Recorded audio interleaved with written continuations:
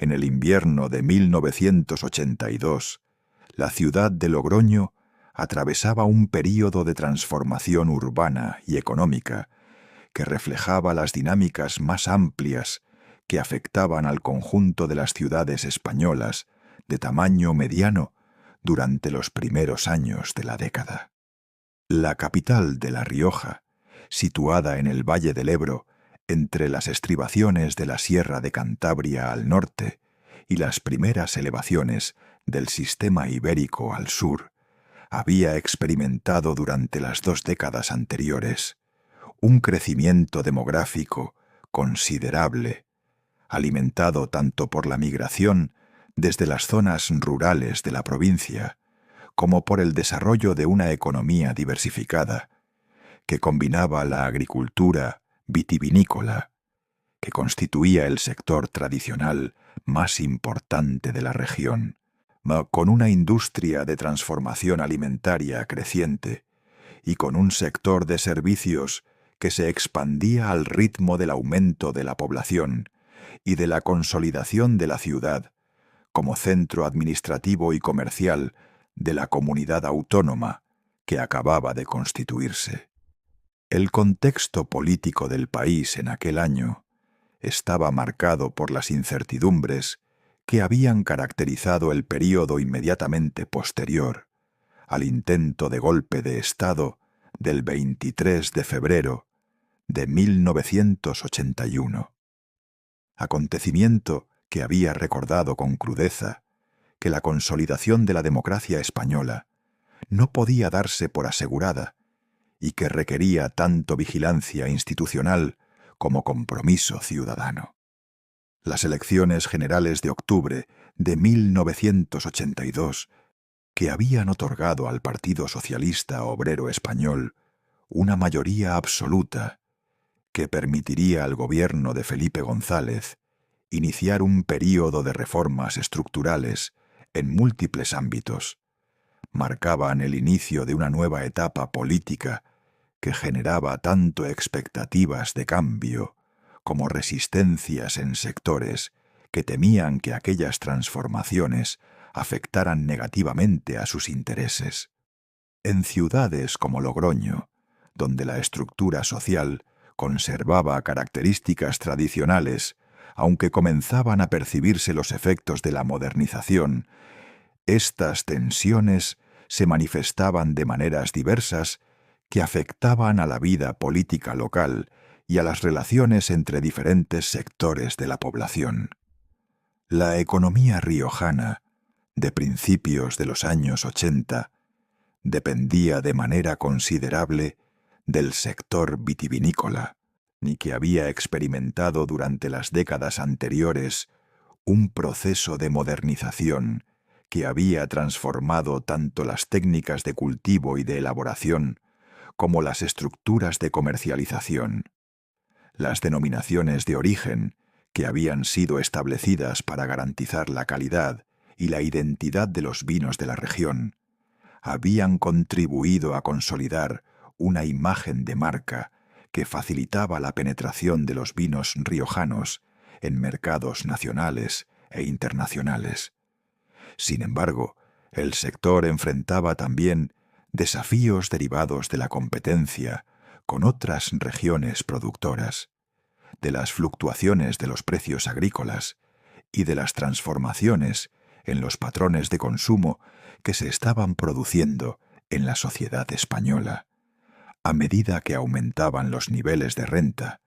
y se diversificaban las preferencias de los consumidores. Estos desafíos generaban tensiones en el tejido productivo de la región,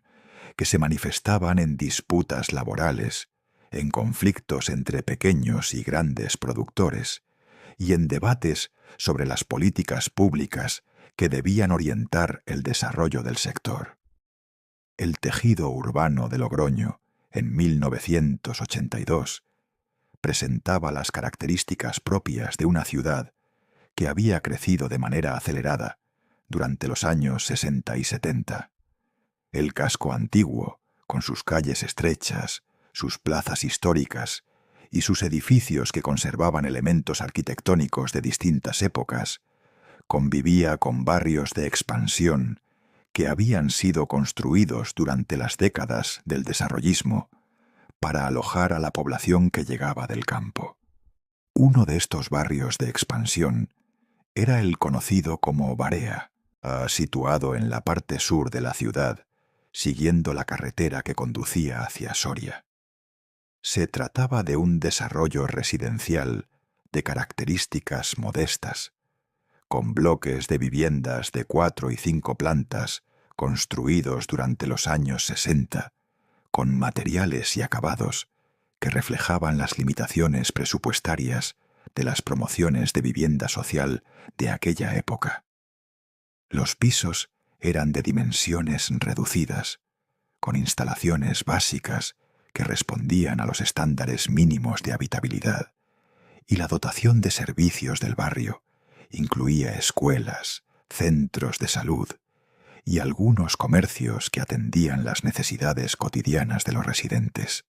La infraestructura eléctrica que suministraba energía al barrio de Barea y a otros sectores de la ciudad de Logroño era gestionada por la compañía eléctrica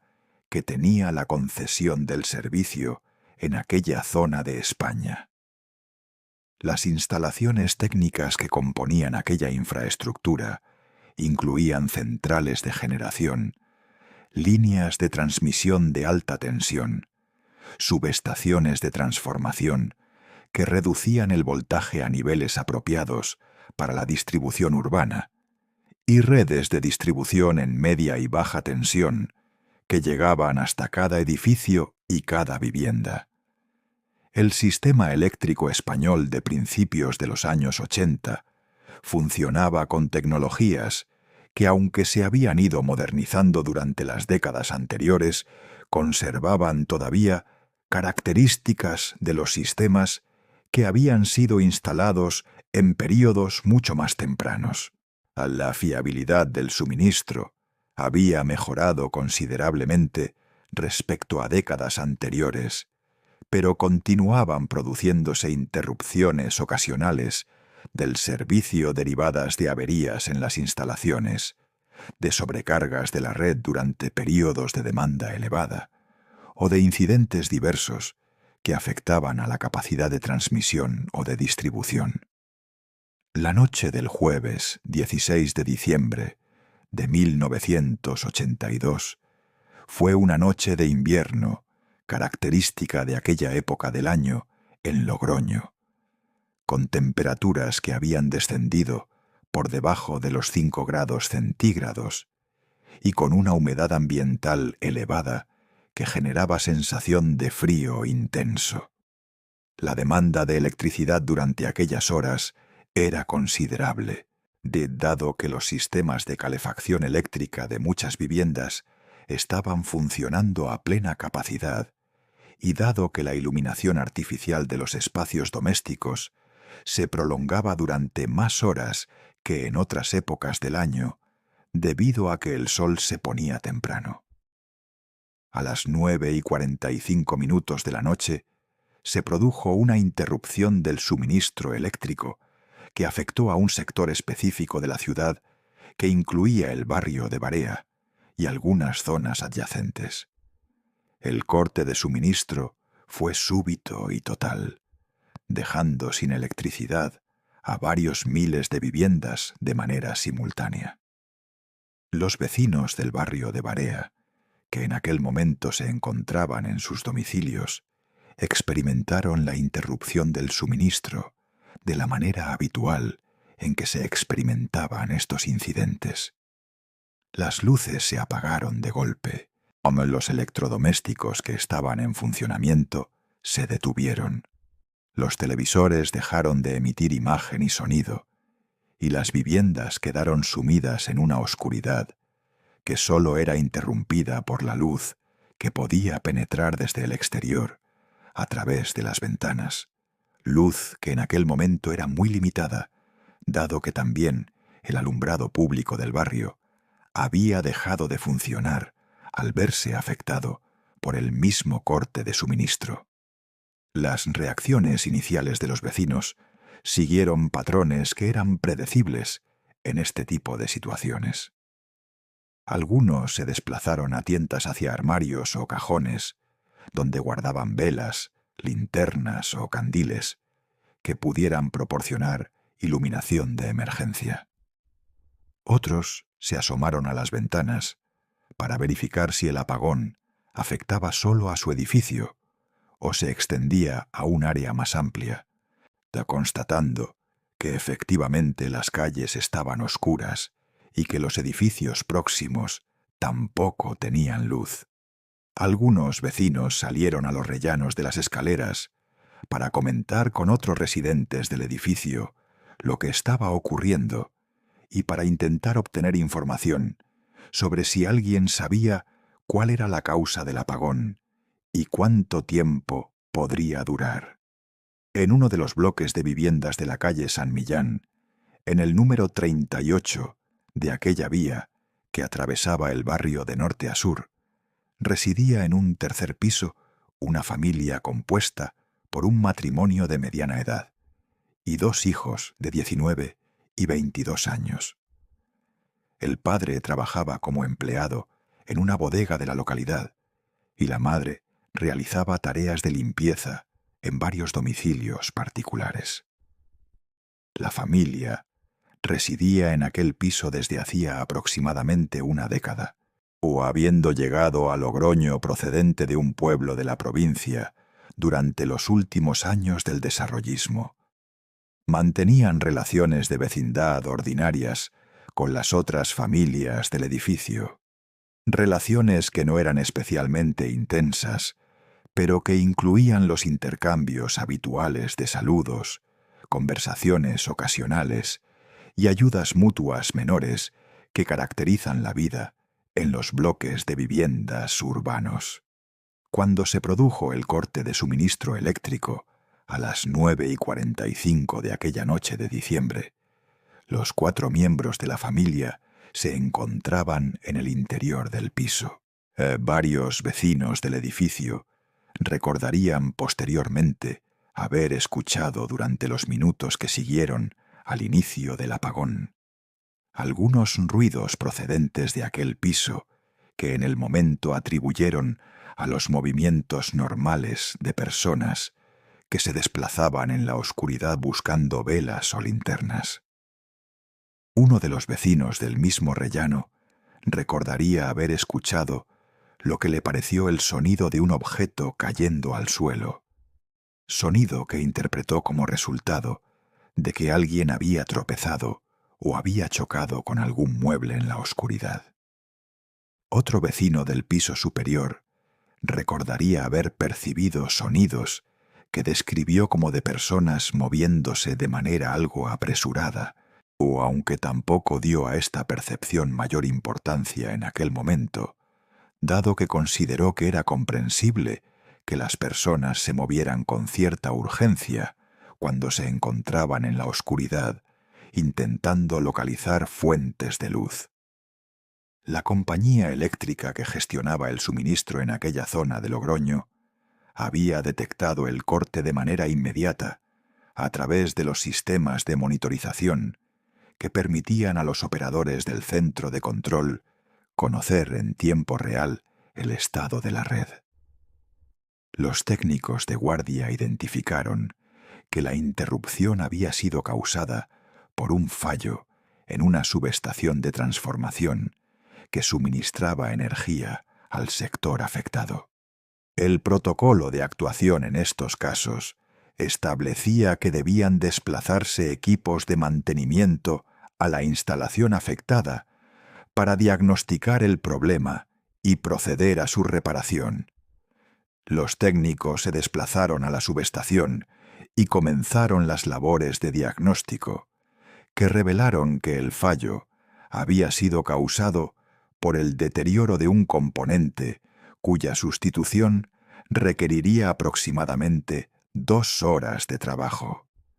Durante las horas que transcurrieron entre las 9:45 de la noche, momento en que se produjo el corte de suministro, y las 12:05 de la madrugada, momento en que fue restablecido el servicio, los vecinos del barrio de Barea gestionaron la situación de la manera habitual en que se gestionaban estos incidentes en aquella época. Quienes disponían de velas o de otras fuentes de luz de emergencia las utilizaron para iluminar sus viviendas de manera parcial. Quienes no disponían de estos recursos permanecieron en la oscuridad, algunos intentando descansar anticipadamente, dado que sin luz no podían realizar las actividades que habitualmente ocupaban sus veladas, y otros simplemente esperando a que se restableciera el suministro. La ausencia de electricidad afectaba también a la capacidad de obtener información sobre lo que estaba ocurriendo, dado que sin televisión ni radio, los vecinos no tenían manera de saber si la compañía eléctrica había comunicado algo sobre la causa del apagón o sobre la duración prevista de la interrupción. Los efectos del apagón sobre la percepción del tiempo por parte de los vecinos eran considerables. Sin los relojes eléctricos que muchas viviendas utilizaban, sin los televisores cuyas pantallas mostraban la hora de manera continua, y con la dificultad de consultar relojes de pulsera o de pared en la oscuridad, muchas personas experimentaban cierta desorientación temporal que hacía difícil estimar con precisión cuánto tiempo llevaba el apagón o qué hora era en cada momento. Esta desorientación se vería reflejada posteriormente en las declaraciones que los vecinos proporcionarían sobre los acontecimientos de aquella noche, con estimaciones de tiempos y de horarios que presentaban variaciones considerables entre diferentes testigos. A las 12:05 de la madrugada, los técnicos de la compañía eléctrica completaron la reparación del componente averiado en la subestación y procedieron a restablecer el suministro eléctrico al sector afectado. El restablecimiento fue súbito, de la misma manera que lo había sido la interrupción. Las luces de las viviendas se encendieron de golpe.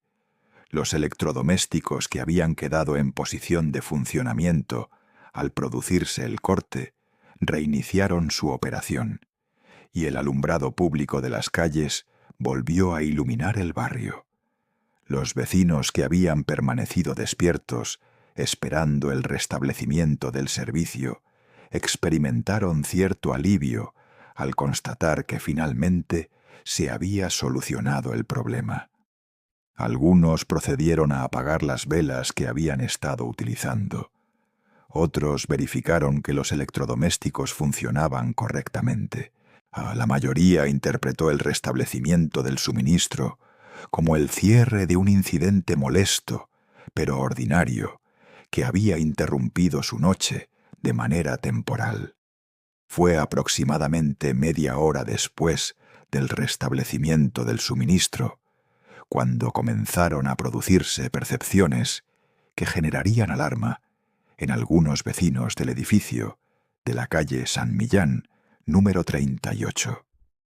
Una vecina del segundo piso, que había salido al rellano para bajar la basura al contenedor del portal,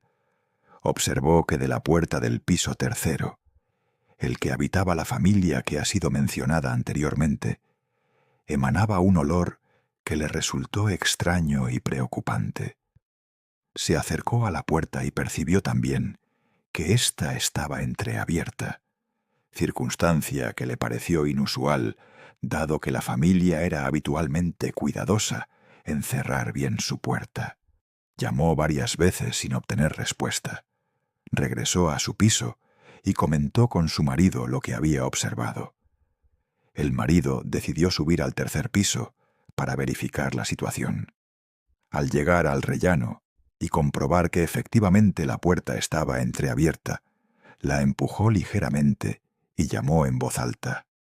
Al no obtener respuesta y al percibir elementos que le generaron una alarma considerable, regresó a su piso y realizó una llamada telefónica a la policía. Los agentes de la Policía Nacional que respondieron a la llamada llegaron al edificio aproximadamente 15 minutos después y procedieron a acceder al interior del piso, acompañados por el vecino que había realizado la llamada. Lo que encontraron en el interior fue una escena cuyas características exactas sólo podrían ser establecidas mediante el análisis forense posterior. Sin proporcionar detalles que excedan lo necesario para la comprensión del caso, puede señalarse que en el interior del piso se encontraron los cuerpos de los 4 miembros de la familia que habían fallecido como consecuencia de agresiones físicas graves. Los agentes procedieron a acordonar el piso de manera inmediata y a iniciar las actuaciones preliminares que los protocolos de la época establecían para este tipo de situaciones.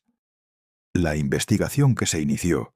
enfrentó desde sus primeras horas la cuestión fundamental de establecer con precisión en qué momento se habían producido los hechos y si existía alguna relación entre el apagón eléctrico y la dinámica de lo que había ocurrido.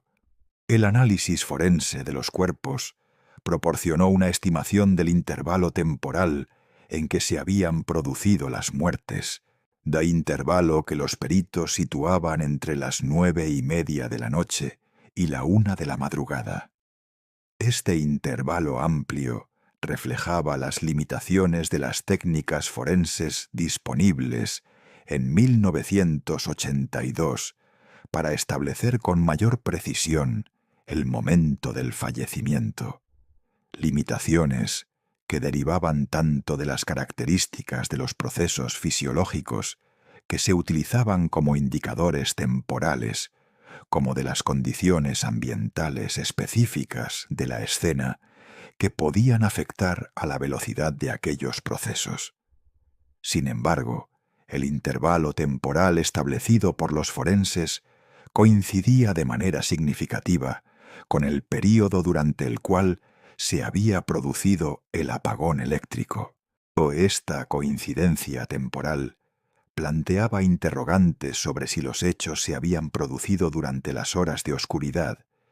y si el apagón había sido un factor que había facilitado su comisión o que había afectado a la capacidad de los vecinos para percibir lo que estaba ocurriendo.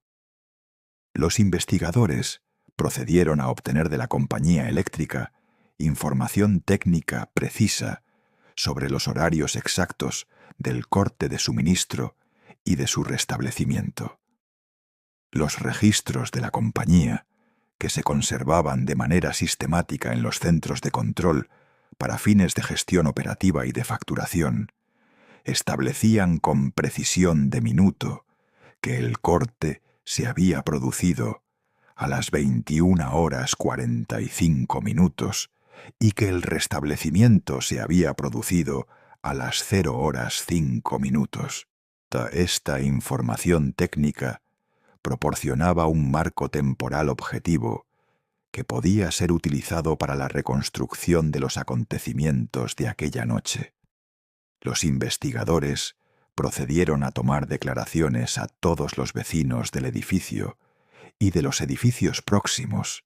que pudieran tener información sobre lo que habían percibido durante las horas del apagón. Las declaraciones revelaban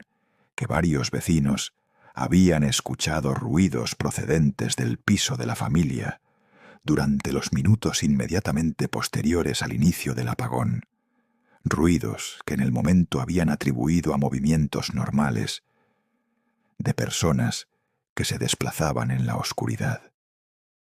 La descripción de estos ruidos variaba entre diferentes testigos en términos de su intensidad, de su naturaleza específica y del momento exacto en que se habían producido, variaciones que reflejaban tanto diferencias genuinas en lo que cada persona había percibido desde su posición específica, como las dificultades de memoria sobre acontecimientos que en su momento no habían sido considerados significativos. Un elemento que complicaba la reconstrucción era que la oscuridad había eliminado la posibilidad de que ningún vecino hubiera visto nada relevante.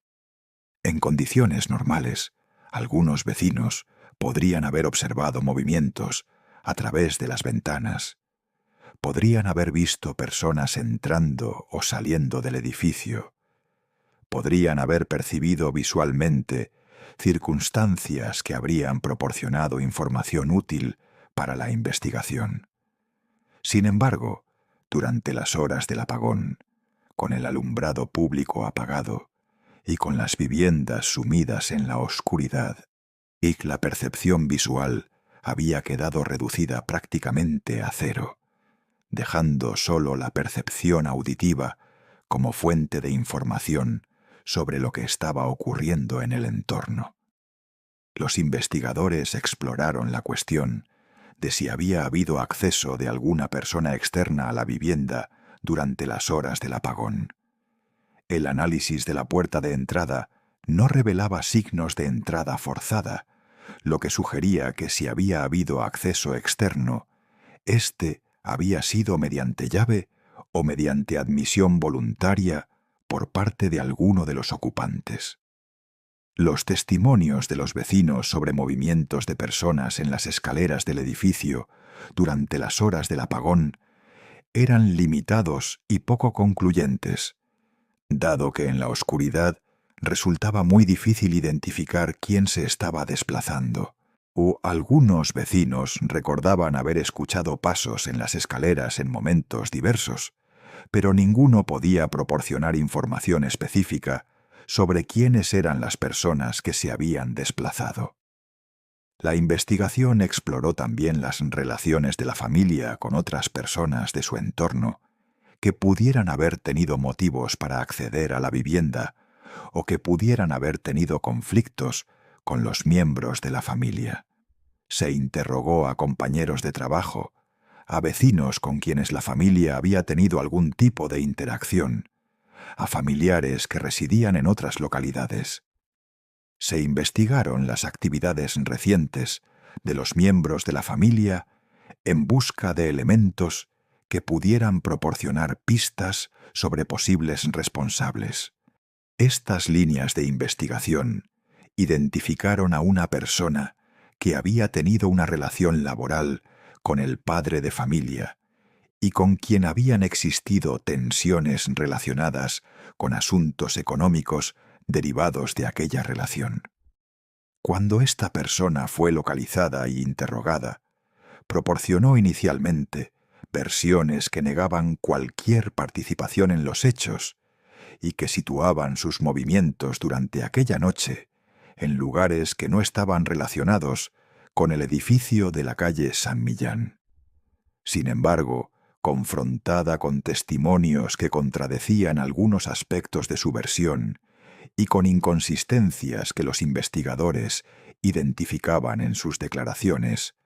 comenzó a modificar su relato de manera que revelaba un conocimiento de circunstancias que resultaba difícil de explicar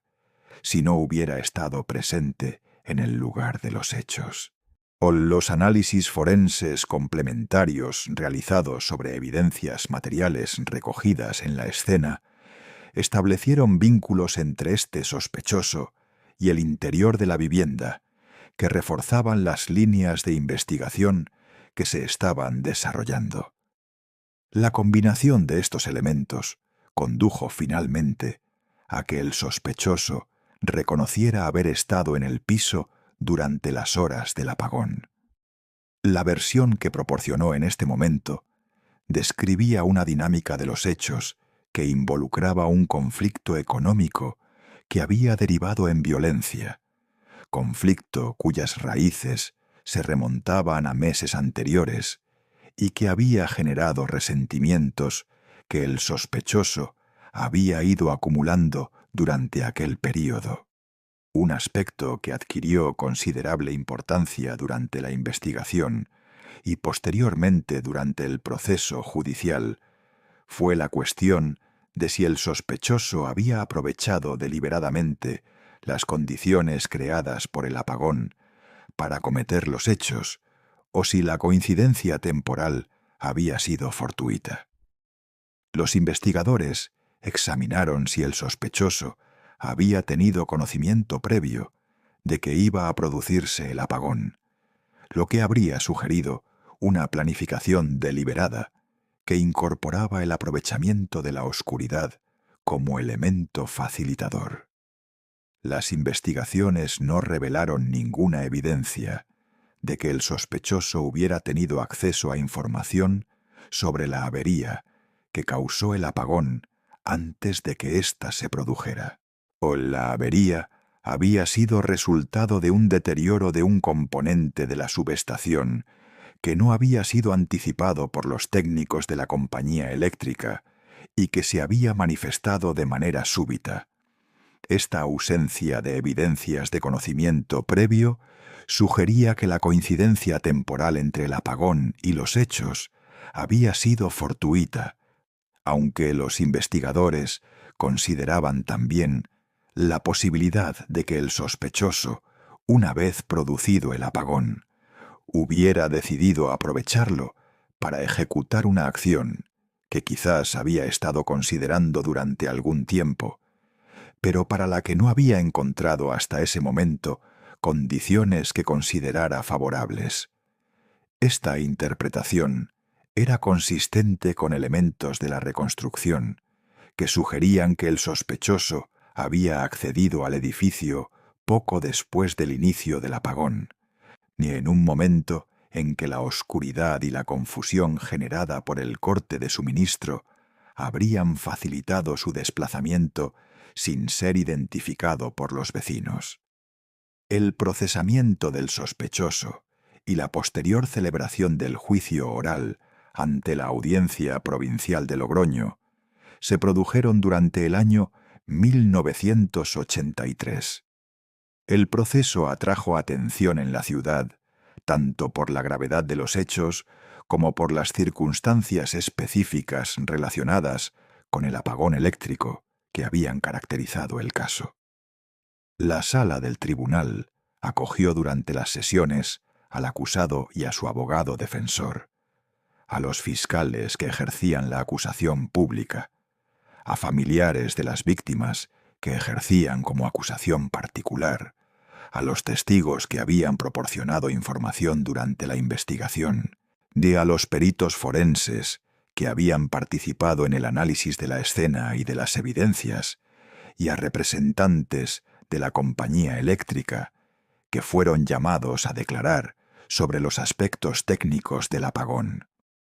La acusación construyó su caso alrededor de la demostración de que el acusado había cometido los homicidios de manera deliberada, aprovechando las condiciones de oscuridad y de confusión creadas por el apagón eléctrico. Se presentaron las evidencias forenses que vinculaban al acusado con la escena. Se presentaron los testimonios de los vecinos sobre los ruidos que habían percibido. Se analizó el contexto de conflicto económico que proporcionaba un móvil para los hechos. Se presentó la reconstrucción horaria basada en los registros técnicos de la compañía eléctrica que establecían con precisión los momentos del corte y del restablecimiento del suministro.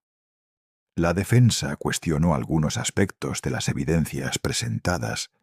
y argumentó que la coincidencia temporal entre el apagón y los hechos no probaba que el acusado hubiera planificado deliberadamente aprovechar aquellas circunstancias. Se argumentó la existencia de circunstancias atenuantes derivadas del estado emocional del acusado en el momento de los hechos. Se señalaron las dificultades de establecer con certeza la secuencia exacta de acontecimientos en un contexto donde la oscuridad había eliminado la posibilidad de testimonios visuales. El tribunal deliberó durante varios días y la sentencia que finalmente se dictó condenó al acusado como autor de 4 homicidios, considerando que las evidencias disponibles, valoradas en su conjunto, alcanzaban el nivel de certeza requerido para una condena penal. El tribunal reconoció en la fundamentación de la sentencia que el apagón eléctrico había creado condiciones que habían facilitado la comisión de los hechos y que habían complicado su detección inmediata, aunque consideró que no existían evidencias suficientes para establecer que el acusado hubiera planificado deliberadamente aprovechar aquellas condiciones. La pena impuesta fue de varias décadas de privación de libertad.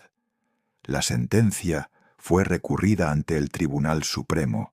que la confirmó en sus aspectos esenciales, el impacto del caso en la comunidad de Logroño y específicamente en el barrio de Barea fue considerable. La coincidencia temporal entre el apagón y los hechos generaba una perturbación que afectaba a la manera en que los vecinos recordaban aquella noche de diciembre. Las personas que habían estado en sus casas durante el apagón debían procesar retrospectivamente el conocimiento de que mientras ellos se movían en la oscuridad, buscando velas o esperando pacientemente a que se restableciera el suministro, en un piso del mismo barrio se estaba produciendo una tragedia de la que no habían tenido percepción clara. O los vecinos del edificio de la calle San Millán, número 38, que habían escuchado ruidos procedentes del piso afectado durante los minutos posteriores al inicio del apagón, experimentaban sentimientos complejos al comprender que aquellos ruidos que habían atribuido a movimientos ordinarios en la oscuridad habían sido en realidad manifestaciones de lo que estaba ocurriendo. El caso generó también reflexiones en ámbitos técnicos y profesionales sobre las implicaciones de las interrupciones del suministro eléctrico para la seguridad ciudadana. Los responsables de la compañía eléctrica, aunque no tenían ninguna responsabilidad sobre los hechos criminales que se habían producido durante el apagón, tomaron conciencia de que las interrupciones del servicio creaban condiciones de vulnerabilidad que podían ser aprovechadas por personas con intenciones delictivas. Esta conciencia condujo a reflexiones sobre la importancia de minimizar tanto la frecuencia como la duración de los apagones mediante inversiones en mantenimiento preventivo de las instalaciones y mediante mejoras en la redundancia de la red que permitieran restablecer el servicio más rápidamente cuando se produjeran averías. Los investigadores y los profesionales del ámbito judicial que habían trabajado en el caso identificaban en la reconstrucción horaria basada en los registros técnicos de la compañía eléctrica un elemento fundamental que había permitido establecer un marco temporal objetivo para los acontecimientos de aquella noche. Los registros técnicos, o que documentaban con precisión de minuto los momentos del corte y del restablecimiento del suministro, habían proporcionado puntos de referencia temporales que no dependían de las estimaciones subjetivas de los testigos y que habían sido cruciales para la reconstrucción. Esta experiencia reforzaba la importancia de la conservación y del análisis de registros técnicos de diversa naturaleza en las investigaciones criminales, registros que, aunque generados con finalidades completamente ajenas a cuestiones penales, podían resultar fundamentales para el esclarecimiento de los hechos. Los archivos del caso contenían la documentación completa de una investigación que había debido trabajar en condiciones de percepción limitada, derivadas de la oscuridad que había caracterizado las horas críticas. Los testimonios de los vecinos, con sus descripciones de ruidos percibidos en la oscuridad y con sus dificultades para estimar tiempos, sin los referentes habituales que proporcionaba la electricidad, construían un retrato de cómo la ausencia de luz había alterado la capacidad de la comunidad para percibir y para registrar lo que estaba ocurriendo en su entorno inmediato. Los informes técnicos de la compañía eléctrica, con sus registros precisos de horarios y con sus explicaciones sobre las causas del apagón y sobre los procedimientos de reparación, proporcionaban el contrapunto objetivo que había permitido anclar la reconstrucción en datos verificables. Para quienes examinaran aquella documentación años después, el caso permanecía como testimonio de cómo las infraestructuras técnicas que sustentan la vida urbana moderna, y infraestructuras que habitualmente funcionan de manera tan transparente que apenas se perciben, pueden convertirse en elementos determinantes cuando fallan, creando condiciones que alteran de manera fundamental la percepción colectiva y que pueden ser aprovechadas por quienes tienen intenciones delictivas. La noche del 16 de diciembre de 1982, cuando el barrio de Barea quedó sumido en la oscuridad durante 2 horas y 20 minutos, aquella infraestructura invisible que era la red eléctrica se hizo visible mediante su ausencia, y aquella ausencia creó un paréntesis en el funcionamiento normal de la vida urbana, durante el cual se produjo una tragedia que nadie percibió con claridad, hasta que la luz regresó y permitió finalmente ver lo que la oscuridad había ocultado.